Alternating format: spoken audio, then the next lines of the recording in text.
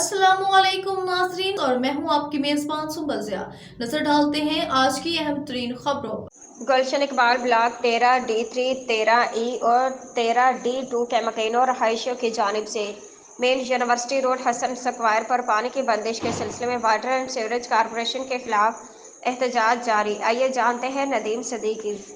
आज देखिए को बताऊं कि गुलशन इकबाल सिविक सेंटर पे जो है पानी के प्यासे आज सड़कों पर निकल आए हैं और वाटर माफिया के खिलाफ भरपूर एहतजाज कर रहे हैं। इसमें हर उम्र के लोग इस वक्त मौजूद हैं, इसमें बच्चे, बूढ़े, जवान, और बदतरीन ट्रैफिक जाम का सिलसिला इस वक्त जारी है, जो कि सब्जी मंडी से आने वाला सिविक सेंटर की तरफ जो रोड है वो बुरी तरह बदतरीन ट्रैफिक जाम के नज़र हो रहा है।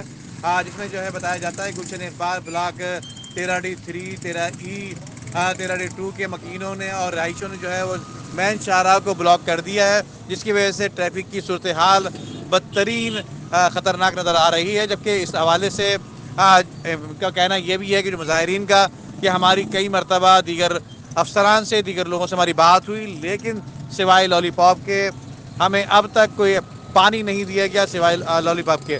तो बराए मेहरबानी जो है इनका कहना यह है कि पानी हमें फराहम किया जाए, और अभी तक जो है ट्रैफिक जाम का सिलसिला इस वक्त जारी है और अभी तक कोई इंतज़ामिया इसको रोड को ट्रैफिक खुलवाने में नाकाम नज़र आ रही है। उम्मीद की जा रही है कि शायद कोई बात अवामुन्नास जो है इनसे अवामुन्नास से सरकारी सतह पर कोई हो जाए तो उसके बाद ट्रैफिक जाम का सिलसिला ये ख़त्म हो सकता है। जी।